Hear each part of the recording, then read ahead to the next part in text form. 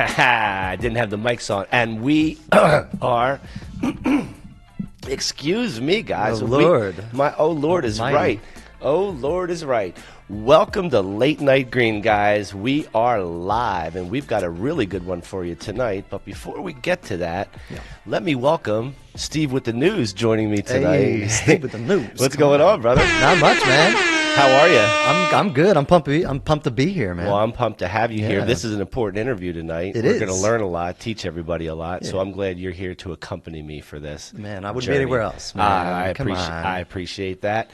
And guys, make sure you tune in tonight at 10. We're doing a late night show, so we'll be back. We got the Munchie Gauntlet tonight. You were telling me. Tell the people about this weirdness. That's well, if you want to come back tonight, we're going to be doing this segment where we're doing that's called Munchie Gauntlet, and there's 3 combinations of common foods, but you would never eat those foods together. They're weird. And then we're supposed to figure out whether we like those and rate those. So I'm going to regret this. I know. I think there's going to be some surprises. I think there's going to be tears. There's going to be laughter. There's going to be all the emotions. I'm just hoping I don't get sick, man, from this. If you do, it will be caught. Well, guys, make sure you tune in at 10. But we are here for an interview series tonight, and I want to welcome to the show someone who's been here before, as you guys can see behind me, but also someone new. So welcome to the show, House of Representative Emily Kinkead and House of Representative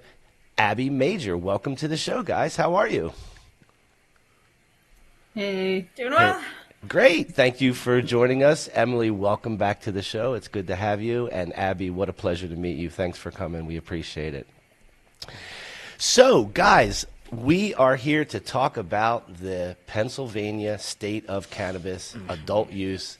We've been here before. This is a topic that everybody wants to know more about. Anytime we put anything out about Pennsylvania with an opinion or with anything, it gets traction. And that means that people are interested in They're paying attention. They're paying attention. They want to know what's going on. So we've got a whole host of questions for you guys tonight that we'd love to know. And so can you, there you guys are. I thought you guys went away. There you are. So before we get started, I want to let each one of you guys introduce yourself, tell everybody who you are, and then we'll talk about how you two got together and how we ended up together on this bill. So, Abby, you want to go first? Take it away. Sure. My name is State Representative Abby Major. I represent parts of Armstrong and Westmoreland counties, which is north of Pittsburgh. And I'm from Pennsylvania. I've been here my whole life.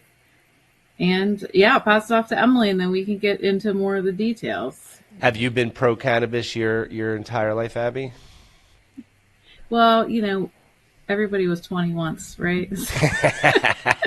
Enough said. All right. Okay. We got it. Emily, welcome back. How are you? Good to see you. I'm doing well. Good to see you. I'm State Representative Emily Kinkead. I represent the 20th House District, which is parts of the city of Pittsburgh and some of the northern suburbs in Allegheny County. So we've got 2 Western PA folks here. And you guys are all the way out east, so I feel like this is a good representation of the whole of Pennsylvania. Right. This includes everybody, guys. Just because it doesn't matter whether you're east, west, north, or south. We're PA, and that's right. We're all Pennsylvanians. And I look at this way, guys. We're all in the same boat together. So that's how we see it. So let's do this. I think, Emily, it would be a good idea for you, since you were here before, just to give us a little bit of background. Because last time you were here, we were talking about a House bill, and we were at a point in time where the session was running out. There was, I guess, little to no time left to make it, progress it through. So kind of take us from there to where we are. And I do have questions about this previous bill that got shot down in the Senate committee as well. Yeah. So last session, I worked with Representative Aaron Coffer, who's a Republican from Luzerne County. And he and I introduced the first bipartisan bill that was introduced in the House to legalize cannabis. much to the chagrin of potentially my leadership, maybe his leadership. But so, you know, it was sort of born out of this idea that we had been talking for so long about the concepts of how do we legalize cannabis in Pennsylvania. And I think both he and I were like, well, what if instead of talking about it, we just sort of do it? And so we introduced a bill so that we could actually start talking about specific language and say, you know, is this what we want? Do we want to change things? We got a lot of really great feedback from folks, you know, sort of at every level. We had, you know, social justice folks giving us feedback. We had the billboard industry giving us feedback, addiction recovery folks giving us feedback. And so we incorporated a lot of that stuff. And so that was HB 2500. This time around, so Rep. Coffer retired, and so this time around we incorporated even more feedback that was received on 2500 sort of between the sessions, and created what is going to be HB 20, and Rep. Major has come on as my co-conspirator in this. Nice. Excellent. Well, no, that's super good information. And we got it wrong because we put the HB 2500 up. So it's going to be HB 20, correct? Yes. All right. So we'll make sure that we get that correct, because that was the bill, if I'm not mistaken, was that the bill that just got shot down? Yes. No, the bill that got shot down was 1200. And so that was a bill that was sponsored by Representatives Krajewski and Frankel. And it presented like a state store model that, you know, we would run, you know, cannabis through the same kind of model as we do our wine and liquor. Right. And, you know, I think that it raised a whole kind of host of issues. You know, we ended up passing it out of the House on a party line vote. So no Republicans voted for it, but all of the Democrats, including me, we voted for it. You know, with the, at least on my end, with the hope that, you know, maybe we send it over to the Senate and then we can start having conversations about what this actually looks like. And you know, maybe we're 50% of the way there, that we've gotten a vehicle out of the House. But, you know, I think there's a lot to talk about in terms of was that the best way to go about it. I think the fact that, you know, Senator Laughlin brought it up in his committee, literally just to vote it down, you know, kind of demonstrates that they are really not willing to entertain a state store model, even as a vehicle. So, you know, I think there is ongoing questions also about where do we go from here. Well, and hang on, and again, we're going to go back and forth on this because it's kind of interesting, and I think people are kind of interested in. I know this is not your bill, and we'll talk about your bill, but I think people are interested in understanding the rationale, and I think you explained a little bit of that. But before we go further, I just want to thank you both. It's regardless of whether we all agree on everything, regardless of whether, you know, we think home grow should be in or not in. These are extra issues. I want to thank you guys for spearheading this and taking it on, because I think that alone is difficult, and it's a muddy river. You know, it's not a clear sail. So, and we're having a conversation now because this is happening. You know? Exactly, Steve. Exactly. So thank you guys for doing that. And then so back to their bill. I mean, I don't know anyone who really supports the whole state store model. To me, having the Pennsylvania Liquor Control Board reign over the cannabis market doesn't make sense to me, because, you know, I believe in core competencies. I believe that, you know, stay in your lane to a certain degree, right? Mm-hmm. Stick to what There's an argument. Stick to what you do. It doesn't seem to me that the Liquor Control Board is set up or prepared, or even whether the stores are physically capable of it even handling that. So, you know, I've heard Representative Laughlin talk about his thoughts on cannabis, and he doesn't seem to be anti-cannabis. He just seems to have a vision of which direction it should go. And I think he's also on the record talking about Second Amendment issues and the right to carry as it relates to medical cards. I think he's been on the record to talk about that as well. So I do appreciate that. And we've reached out to his office and Representative Frankel's office to see if they're willing to come on and talk about this, because I think people want to know.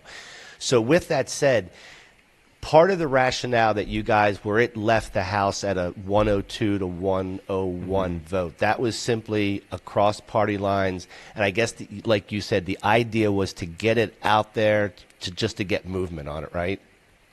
Not everybody really believed that this was the way to go. Yeah, I mean, I won't speak for the rationale of our whole Democratic caucus as to why they voted on it. I think there are, potentially some true believers in the state store system. I think there presents some real constitutional questions about whether or not you could actually run a cannabis store as a state store without running into kind of preemption issues, because it's still federally illegal, and in certain ways that there actually could potentially be a risk of if that model was implemented, of actually bringing down the cannabis industry nationwide, which is a little scary. But it basically, in a shorthand, in other states, people have challenged the ability for states to sell something or for something that is federally illegal to be sold in those states, for them to legalize it. And all of those suits have been thrown out because those folks don't have standing to be able to bring the case. So you get into a situation where somebody who is a state employee is actually bringing that case, then they would very likely have standing to make that argument. And then you could get a case that would say, no, states are not allowed to make legal and sell things that are federally illegal. And you could see the whole cannabis industry nationwide fall. And, that's sort of an extreme thing, but it's not outside the realm of possibility that would happen with the state store model. Well, I mean, at the very least, it's less than ideal, right? It's not. It comes with a lot of risk, and that's not really what the program's about. It's not about risk. It's about helping people, and it's about being able to generate revenue for the state. That's what I see it as. So, go ahead, Steve. Well, I kind of was wondering. It's kind of a revolutionary, well, not revolutionary, but a new approach. Nobody's really kind of approached it this way. And even if there is some pushback, has it kind of started other conversations in other states that have state-run, say, liquor stores or liquor boards? Like, are people looking at this legitimately elsewhere? I don't know. No. I mean, No. I don't think so. well, that was, I didn't want to step on your guys' toes, but that's kind of what I heard too. Like, this was we're the only state even thinking about doing something like this. So that's Right. what I had heard. And I don't know, it doesn't seem like a great idea. I mean, I don't ever want to fault anyone for trying and pushing something forward, because I give everybody credit, whether I agree with their approach or not, whether you're Republican or whether you're Democrat, it shouldn't make a difference. Right. What this is about is what's the most effective way to move this forward. For sure. Understanding that we're way behind. Yeah. And that all the states other than one that touch our state already have these programs in place. Right. So there are tax dollars in our state that should be going to us that are going to other states, and it's encouraging illegal activity, because you're not supposed to go across the state and bring something back. It's that forced kind of putting you in a little bit of an awkward spot. So I appreciate you guys. I know this was not your bill. I know that I think we all just kind of wanted to just at least wrap our head around, just understand it, some of the where it's rationale coming from. and so forth. I voted no Yeah. on Well, it. and I I'm will- happy to elaborate too a little Please, bit on that. Abby, you are center stage. Let's go. So, like we said, it was a party line vote. Republicans were all no, Democrats were all yes. And I'll tell you, in the Republican caucus, the primary reason that we were no is that nobody agrees with the state store model. Nobody likes it. We don't even like it for selling liquor. So we're not going to give them more power and more ability to sell even more products, right? So, besides that, we've been told that it would completely decimate the medical industry that we already have here in Pennsylvania, and that would put patients at risk, and potentially remove their access to their medication, right? So it was an easy no vote for me. I obviously support the legalization of cannabis, but my argument has been from the beginning that we need to do it responsibly. We need to do it the right way and make sure that we are, one, protecting our patients. We are, getting rid of the illicit market. We are keeping consumers safe and protected and making sure everybody has access. And in my opinion, that is through the private industry. That is through the dispensaries we already have and letting them just sell to the adult use market, not just the medical market. Yep. Well, I'll tell you, Abby, I completely 100% agree with you. I don't believe that the state should be selling anything, let alone cannabis. I don't think they should be selling liquor either. I don't think that's the job of the state. I believe that the state has right for oversight, as all the other states do, and they do. Should. Yeah. But I don't see why it has to be controlled other than, frankly, greed, if you ask me. I mean, I can. Well, honestly, when you look at the numbers, it's not even like we wouldn't be making more money. First of all, the sale of liquor hardly nets us a profit as it is. And the HB 1200, the way that they were putting it into the state stores, first of all, the liquor stores aren't capable of selling cannabis, so we would have to open new state-run dispensaries. So it wouldn't be on the same shelves. It wouldn't be in the same stores with liquor. So in order to do that, we're already putting ourselves in the hole to create these dispensaries. So we ran the numbers. It would cost $500 million probably just to get the state store dispensaries up and running. And it would be maybe 20 years before we ever actually saw a profit by the time we dug ourselves out of that hole. So it would be 5 years before we ever sold an ounce of legal marijuana out of a dispensary. It's funny probably. It's funny that you mentioned 500 million, because when you were on the show, Emily, last time, I said, what do we anticipate this bringing in? You said 420, which I thought was kind of humorous just because it's 420. But but we're all, we all have a little bit of business minds, right? And the business mind says you don't want to spend 500 when your opportunity is at 420. And so listen, I don't like to see any progression with cannabis in this state moving backwards, but I am glad that you guys are going to get a stab at your bill versus that bill, because frankly, I believe more in the methodology that you guys are proposing. So with that said, why don't we transition a little bit into what the current bill looks like. When you were here last, we talked about things like social justice. We talked about things like home grow, testing, and making sure that the quality of the cannabis that's sold is of great consumable consumer standards. Yeah, exactly. So tell us about what the current bill looks like, what got incorporated from last time, what didn't get incorporated, and I guess I'll have some more questions after that. Sure. So it is in many ways the model is the same. What's different this time is we moved it out of the Department of Agriculture and established an independent commission. That was something that was important to the Legislative Black Caucus. So we incorporated that, and we added some specifically small business licenses into it, and then we also changed a little bit of how the revenue was doled out, because we have been talking a lot about wanting to kind of lean on Pennsylvania's agriculture industry and expertise, but we don't actually really utilize that much.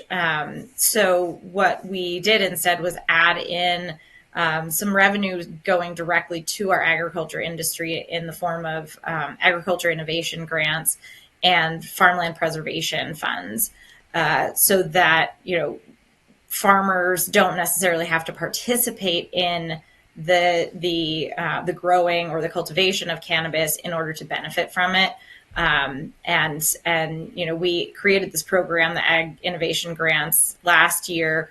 We funded it with, I believe, about $20 million, but there was $70 million in applications. So if we can send some of this revenue that way, then I think that also helps a lot of our farmers who are kind of struggling at this point. So those Emily, are sort of the highlights. Let me jump in real quick. So when you said that it moved from agriculture to its own Cannabis like control board. Yeah, its own control board. And again, I there's nothing that I disagree with that, but I was intrigued with the idea of agriculture being involved, not necessarily as a recipient of the monies, which I'm glad they are, but as a more of a governing board, since that would kind of set a different standard across the country, really, because that's not really what you typically see. Mm-hmm. What's your thoughts on that, or what were their thoughts on that? So, we initially started with the Department of Agriculture because that was what the governor had proposed, is running it through the Department of Agriculture. We ended up kind of pulling it out. One, it was something that the Black Caucus wanted, but also, in recognizing that we would also need labor support on this, and we can't, because of separation of powers issues, tell the administration that they have to enter into labor peace agreements, but we can do that with an independent authority. The Department of Agriculture, I think, is also kind of a really interesting place to have it. I think that they're really competent and in many ways a department that's really not politicized. So everybody kind of likes the Department of Agriculture.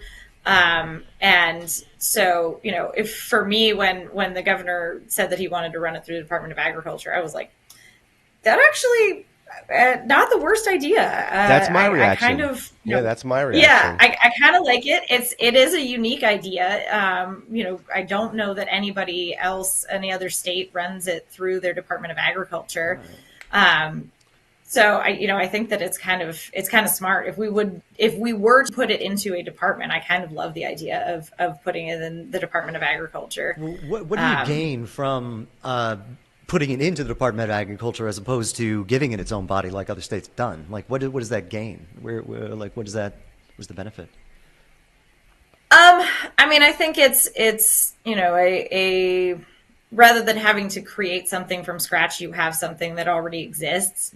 And so it's a new program under an existing department, and a new program under a department that oversees the growing and distribution of other consumables. And so I think there's a benefit of the expertise of the Department of Agriculture.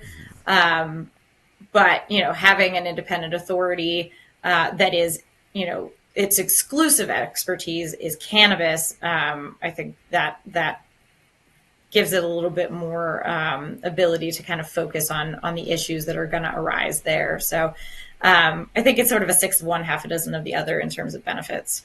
I agree with Emily that, there's a level of competency that comes with the Department of Agriculture that you would assume with the growth and things like that. There's analogous things. But I think the benefit actually goes beyond just what is for Pennsylvania. I think it could potentially set a standard across the other states that could potentially create a different thought process, and I think that's part of what we need sometimes is a different thought process around this.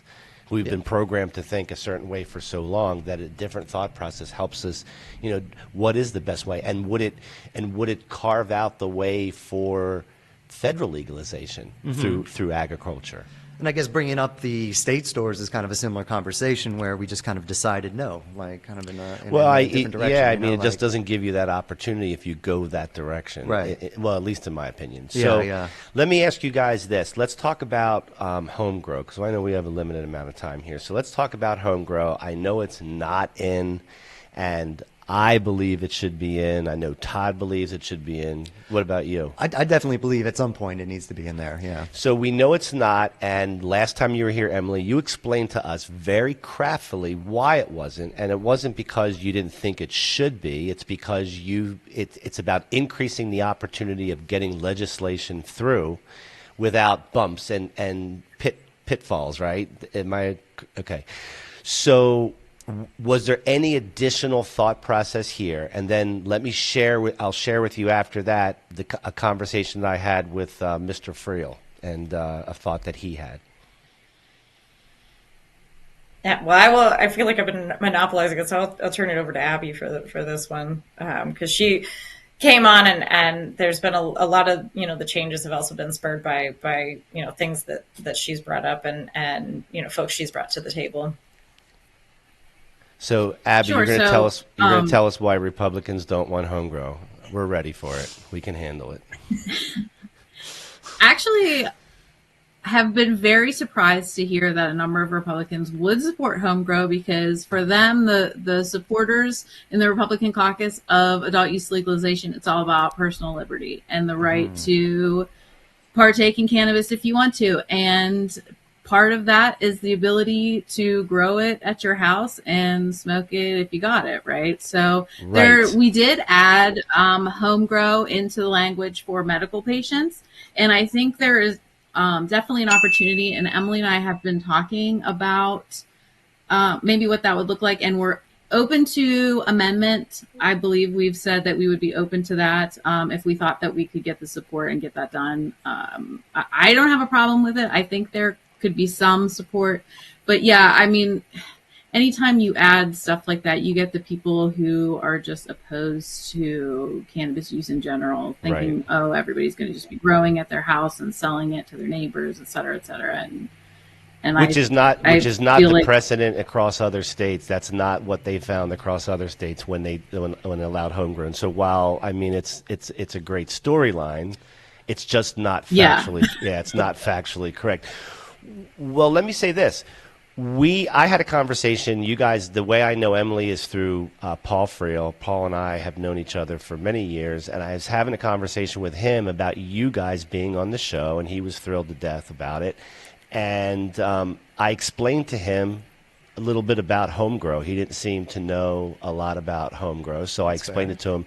And he says, well, maybe I'll put an amendment together for this. I said, well, you would be a very popular guy if you did that, because there's a lot of people who want that. Now, I don't know what that means to you guys in your world. I know that this is just me and, from my peripheral perspective, what he was saying. But I'm glad you mentioned that, Abby, and I'm glad that is a potential for someone, if not Paul or someone, to step up and put an amendment together, because I really believe that that's what creates a really free program, and one that emulates other successful states. I think that needs to be in like a final vision of it. And I get the idea of incrementalization, kind of taking one step after another.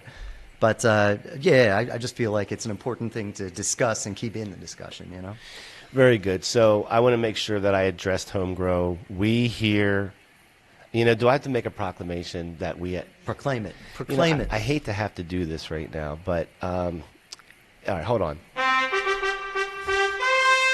The official position for anybody who's thinking about it, the official position, I'll look at the camera, the official position of the Late Night Green Show and Cough Country TV is that we believe in home grow.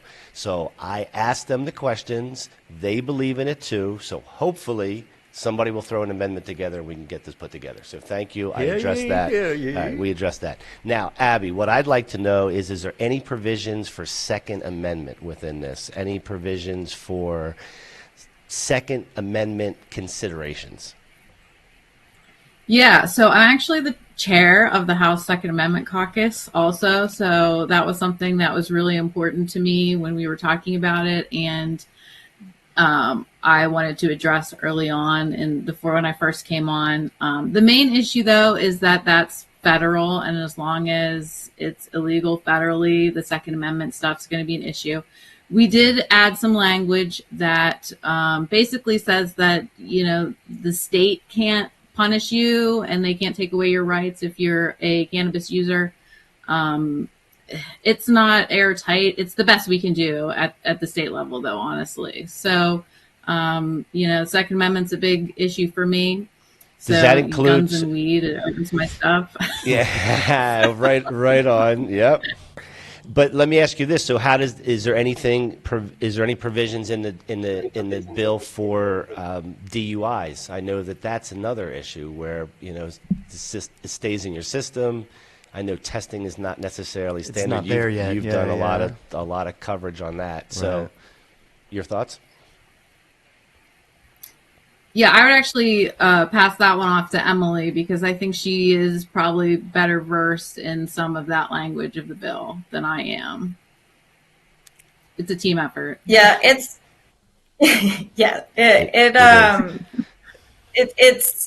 it's there, but again, like you guys were saying, there's not really a standard to determine sort of legally high in the way that there is to say like someone is legally drunk.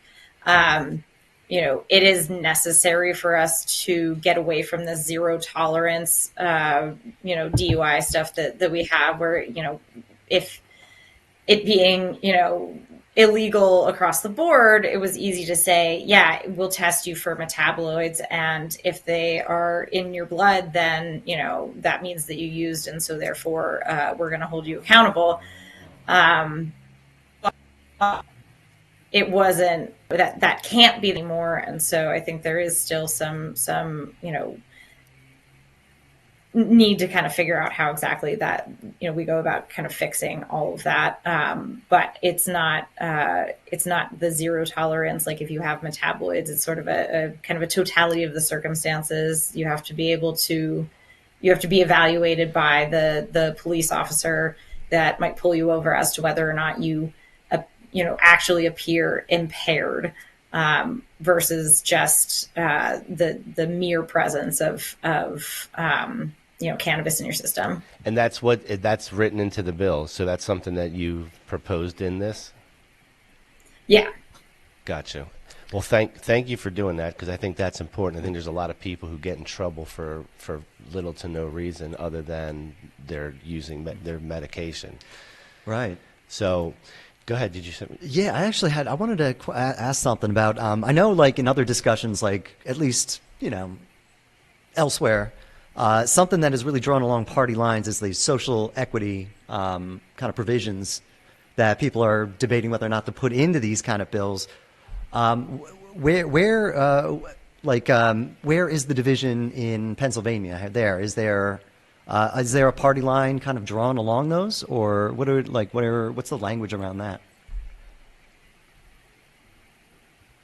If that makes sense.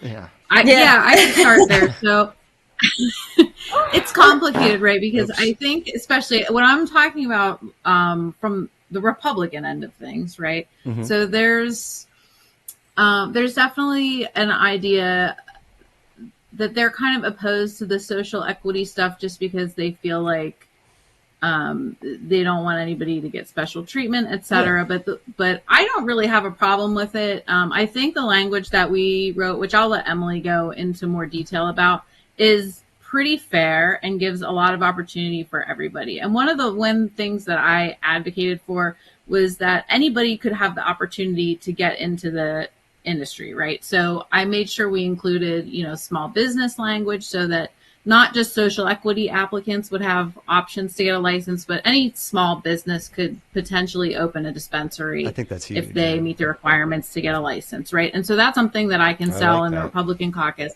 We also had, to the definition of who would be eligible for a social equity license, Emily, everybody was great. We added veterans into that. So I think that makes it easier to sell also to Republicans.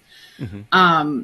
So I'll let Emily talk more about the specifics on that. So just, again, team effort. We'll tag team all these issues. We try to cover both ends, right? Because Pennsylvania is a split legislature, so we need to have a bill that both Democrats and Republicans can support, and so that's what we're trying. We're just, every issue that comes up, I'm saying like, hey, Republicans are going to need something like this to get behind it, and Emily's saying, okay, well, Democrats are going to need something that looks like this, and we try to find some kind of middle ground where we both can get there. So. Well, I wish our federal government would look to you two as the model for bipartisan cooperation. I mean, my God, I mean, it's so refreshing to hear that. It really is. I know you probably hear that before, but it truly is refreshing to hear. Yeah. Because that's how shit gets done. That's how shit gets done. It's not just people at each other's throat, you know? Like. Yeah, and we're actually trying to get it done. I feel like, you know, we're both coming from a good place where we're just really trying to get it done in the end and not just use it as a political talking point. And much to, again, the chagrin of our leaderships and other people who like to use it as a talking point and maybe don't actually want to get it done. But we're working together and making that hard for them. So. Gotcha. So here's what I'd like to do, guys, if I could. We're going to take a quick commercial break because we're live and we got to do it. So we're going to take a quick commercial break. And then when we come back, I want to share with you guys a little story that we did last week about Pennsylvania and how it basically got age restricted on YouTube. And I'll show you a little cut from that and just, you know, we'll just briefly talk about it. And then we'll wrap it up with you guys giving us what the next steps are for this bill and what we could expect in terms of timing and stuff like that. And then we'll let you guys go. Sound good? Sounds good. Yep. All right. We'll be back right after this.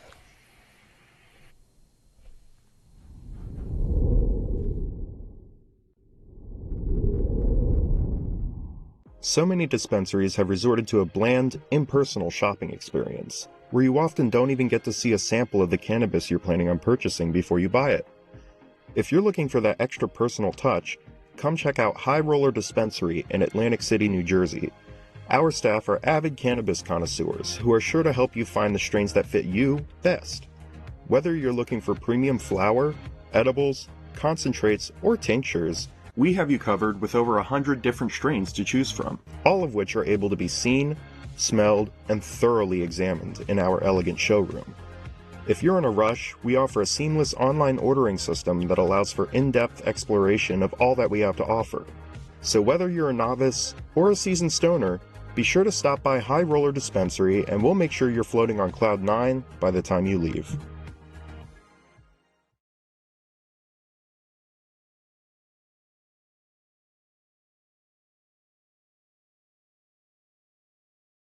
Marijuana is huge.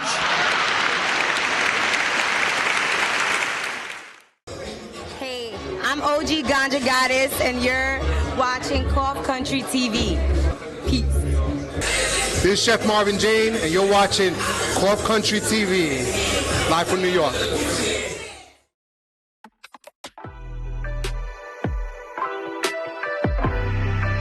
It's right around here, 15 inches, maybe if you're younger, you go up to 19 inches, you know? Yeah, you know, you already went the big age. Sometimes a CIO might make commitments to a CEO that they just can't fulfill. And it's very hard to succeed in those environments. You really want to be able to set the expectation right up front. How would you feel with no sex, no weed for a month or two? I'm going to be really angry. I just feel sorry for Jake. Yeah, Jake's going to get fucked up. Wow, this is Phil. This is all you. This is the Cough Country OG pink hoodie.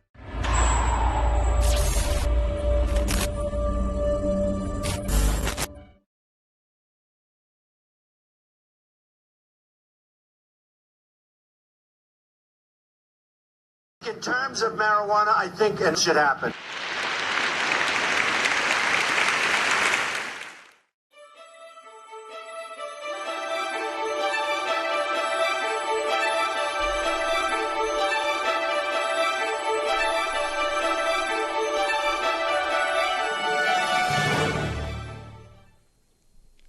All right. And we're back. That was short. Yes, hey, sir. I just want to tell Emily and Abby, when politicians don't say what we want them to say, we make them say what we want them to say. So that's how we handle it, guys. Creative editing. That's right. And there's more where that came from, because we needed to say the right thing. So that's how we handle it. So, all right. So real quick, I'm going to ask the control room real quick, full screen, put up the, if you guys can put up the thumbnail to the video that got age restricted. I just want to show everybody what it is so they can go watch it. Pop that up. I don't know what that was. Oh, no, not that video. Don't play the video. Don't play the video. Oh, no, not that one. That one. Don't play that either. Put the thumbnail up that says PA on it, if you could. There we go. That article right there. So that says WTF Pennsylvania, and we talk and we played the speech. You can put those guys back on. We played the speech, and we basically talked about it, and there was nothing in it other than like the conversation that we are having today. And what drives me absolutely nuts, and I'll take my shot at YouTube, is that there is stuff on YouTube that is so marginal and so questionable. But if you just have a legitimate conversation about legislation in the cannabis space, that causes YouTube to have a problem. And I don't know what you guys think about that. You don't have to have an opinion about that, but it is a battle that we must fight, because there's nothing wrong with this. Like, you guys are doing legitimate work. Why can't we highlight the work that you're doing? I just don't get it. I don't. Any thoughts? No. Is that because of YouTube's terms of service, or I don't know what's causing that? Well, what it is, honestly. it's like any other platform, Abby. It's like Instagram. It's like TikTok. The second you talk about cannabis, I mean, we've got 2 free platforms that we can talk about cannabis. It's Rumble and it's X. These are the 2 what I consider freedom platforms where we can have conversations like the one we're having tonight without any restrictions or age restrictions, because there's nothing sensitive that I mean, for a 13-year-old to listen to a conversation about, legislation. Well, first of all, they're not going to listen to it. And if they did listen to it, I don't think we would be corrupting any children. So I just wanted to bring that up. But something funny happened on that video. And Emily, I really want to show you this, because Todd, he decides, I make a proclamation. I know I made one tonight. I don't make them often, but I made a proclamation. And then Todd had something to say. Go ahead and actually, control room, put it in the full screen and just play it. It's a 45-second video. Go ahead, play it. Shit, maybe we need to do the strain of the day first. Well, we can start. How about the second? All right, I need a minute to roll it. How about the secondary strain of the day? All right, I'm just being a little anxious. All right, we'll be back right after this. All right. That's not the cut. And this Rogan thing on here, I just thought it was relevant to put the Joe Rogan video up, because he talks about that. That's not the right cut. All right, sorry about that, guys. Anyway, what happened was, it was very funny. We had a cut. So Todd goes in the middle of talking about Pennsylvania. Todd goes, hey, I'm going to run for House of Representatives. I'm going to run for Pennsylvania Senate. And he goes, and I want Emily Kinkead as my running mate. And he made this whole, and I said, bro, if you're going to run for Senate, you don't have to pick Emily as your vice president. You're not running for president, brother. So I just thought, I'll have to send that to you. I had it all queued up. I thought you guys would love that. But anyway, let's do this. Let's finish our conversation, and I really appreciate your guys' time. Let's finish with what we can expect. What's next with HB 20? What's the next steps? Yeah, what's going on? So it's pretty up in the air right now, because I think there's several avenues that we can take. So one is to actually run HB 20 as HB 20, and that is a decision that would be made by the Democratic House leadership. And so I actually have a conversation with them coming up to see what the likelihood on that is. Abby and I have a conversation, a meeting scheduled with Senator Laughlin and Senator Street to talk about, a kind of a path forward in the Senate. We've been in touch with them about the language and changes and tweaks, all along the way. So they have our language. And, obviously they have introduced co-sponsorship memos that they're planning to introduce language. So, maybe they take our language and introduce it. Maybe they tweak it and introduce something, sort of similar. And then, there still is the possibility that we could use HB 1200 as a vehicle. And I think that, in many ways still kind of makes sense that, even though the Senate committee brought it up to vote it down, it doesn't kill the bill. It just basically, isn't referred out to the whole of the Senate. So it's still in that committee. It can still be voted on. It can still be amended. They could bring it back up. So there's still a possibility of using that as a vehicle. And I don't think that's the worst thing in the world to do, because again, it means that we have something that's out of the House. Yeah. And so, there are a number of different paths that we could kind of take. I think it really kind of depends on, just how motivated we are as the legislature to really establish a new revenue stream, because we need it in Pennsylvania. And I think that Democrats and Republicans both recognize that. Mm-hmm. What can voters do right now to support the bill? Is there anything they can do, voters? Call their legislator, their state rep, their senator, and tell them where they are, because we need as much support as we can get. Right now, it's, mostly me and Emily being loud on the House side, and man, could we use some additional voices, I think, especially on my side. If they're Republicans, I think there's a real vibe in the Republican caucus that people don't really want this, or like the people that they represent don't really want to legalize cannabis. So I've been trying to change that narrative, but having people call their legislators and saying, no, actually, one, like, we would love to have legal cannabis, or even if they're like, you know what, I really don't care if you do it or not, that would be fine. I mean, also. Abby, I saw a statistic that said 75% of Pennsylvanians want illegal cannabis, but I don't think that in the Pennsylvania Congress we have 75% of the people who believe that it should be. So there's a disconnect somewhere. Mm-hmm. Yeah. I think that the disconnect is people will say, yes, maybe 75% of Pennsylvanians want this legalized, but those are people that are in Philly, and those are people that are in Pittsburgh, and those are people that are in like the urban Democratic areas.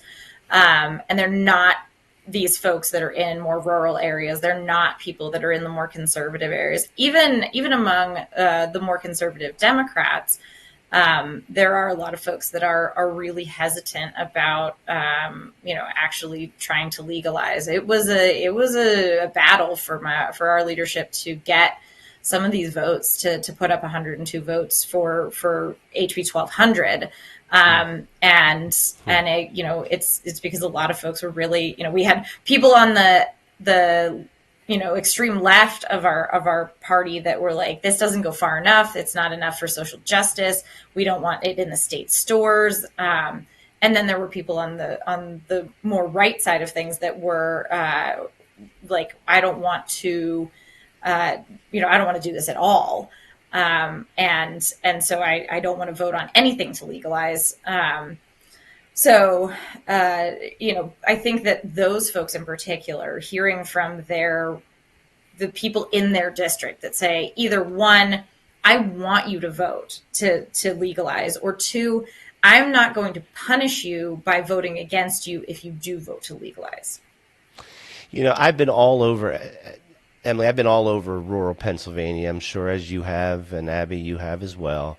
And everywhere I go, it seems like people are smoking weed there as well. I mean, it becomes more religious in the conservative areas, in the more rural areas, and perhaps the propaganda that we have in our studio about reefer madness and devil's harvest and all the stuff that are on our walls kind of got to them over the years of programming from our government. And I believe that that's probably what it is. But yet in those areas, I mean, people are smoking weed, you know.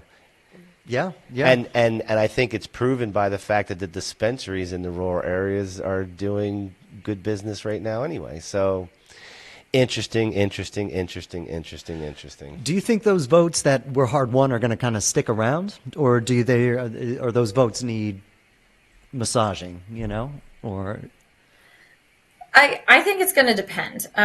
You know, one of my colleagues who really did not want to vote to legalize at all actually heard from one of their constituents and was like, I don't want you to vote on HB 1200. If you're going to vote to legalize, you should vote on something that's more of what, you know, Kinkead and Major are proposing, which I found really interesting because I think in that way, you know, those folks have kind of, you know, gotten permission, if you will, from their voters to actually support our bill. Of like, if you put up this vote to support HB 1200, then you're actually maybe more protected in then voting for something like HB 20. That's interesting. Yeah, it is interesting. Yeah. Give and take, right? A little bit of give and take, and that's you know, that's how shit gets done. Amen. That's how shit gets done. I think the other thing is, if we can get bipartisan votes, if we can get Republicans to vote for things, then it's over. For our bill, then you know, it's, well, not necessarily over. It also gives some of the Democrats who don't want to vote for it a little bit of cover that they can actually vote no. Okay, that's fair. And we can still get it across the finish line. And I think, you know, anything that gets bipartisan support is a good demonstration that we are, again, you know, working together to try and find a compromise. And we're not talking about a lot of people. The difference between, I mean, what was it, one vote in the House, and what's the difference on the Senate side? Is it significant or probably pretty tight over there as well? I think it's 3-4 votes. Yeah, so like you 20, don't need 27, 23, I think it is. I mean, you don't need a lot. You don't need to lose a lot to still be able to get this done. Is this something that can get done this year? I'm optimistic. I maintain that I think, you know, even if we don't get it done this year, that we could get it done this session. So, you know, we still would have another crack at it next year, even if we don't pass it this year, without needing to reintroduce the bill. So, you know, I think there's a lot of momentum behind it. I think the fact that we moved anything to legalize cannabis out of the House, that's further than we've ever gotten before. Yeah. You know, we're having these conversations. I think HB 2500 last session helped to light a fire under people to say, like, we need to actually do this. And we have thoughts, and we're having serious conversations about it. And forcing the action, you know, like put it in front of people. Yeah. Listen, I really appreciate you guys coming on and doing this. I'm going to give you guys and then Steve the last word, and we'll wrap it up. So last word to you guys, both of you. Just to reiterate what Emily said, you know, this is the furthest along we've ever been. And, you know, any progress is good progress, especially in a state like Pennsylvania where it's, you know, split, and we really have to try to come up with a compromise in the middle. So I'll take any progress over no progress. So we're definitely moving forward, and we'll just keep hacking away at it, right? Yes. And Emily, your last thoughts?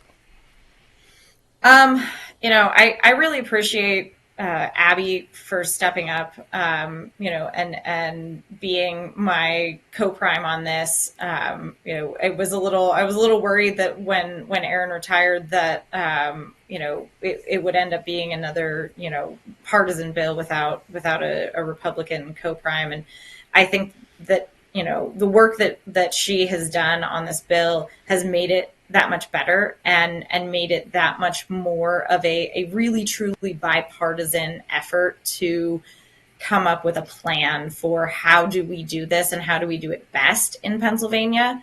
And so I think that, we need to get it done. We need the revenue. We need to address the issues of social justice. We need to regulate these, intoxicating hemp, beverages and the Delta, 9 and the synthetic stuff that's already out there on the market, and completely unregulated. Yep.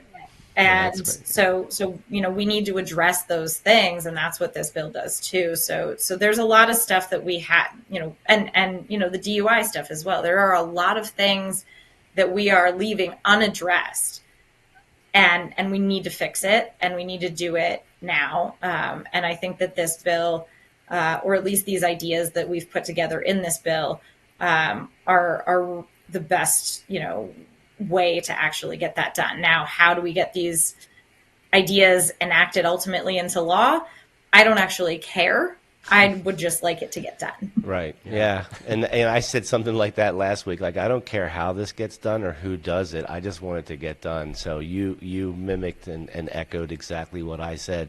The whole hemp thing, and on the late night show we're going to be talking. We're talking about Texas tonight, because Texas just passed legislation that's going to the governor's desk that's going to eliminate all of the hemp products. Yep. So we're going to talk about that tonight.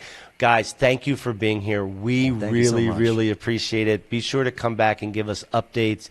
If you're ever in the area, you guys are always welcome here. No matter what, you're welcome here no matter what. So we appreciate it. Thank you for the conversations you're having. Thank you for the conversations you're starting. And this is the way it needs to be done, I think. It should be hard. It should be bipartisan. Yep. And it should be talked about, and it should be shot down. Speaking of hard, you like my new sweatshirt? Oh, you're going hard in that sweatshirt. Right, cool. You're going real hard. Guys, thank you. Guys, where's the camera? Right here. All right, so this brings an end to the interview series with Representative Emily Kinkead and Representative Abby Major. Got that right. We appreciate you guys for joining. Guys, we'll be back on in 30 minutes for the late night show. T. Greedy's supposed to be here, and we're going to do this whole Munchie Gauntlet and talk about Texas and some other stuff, and then we'll call it a night. So, guys, thank you very much for joining us. We appreciate the work that you do, and good luck. If there's anything that we can help do to support your cause, we would love to do it. And I'm going to be bugging Paul to be putting that amendment in. So if that happens, I'd like to think that we had something to do with it. So anyway, thank you guys. Thank you guys. And we will talk to you soon. And we'll be back in 30 minutes. See ya.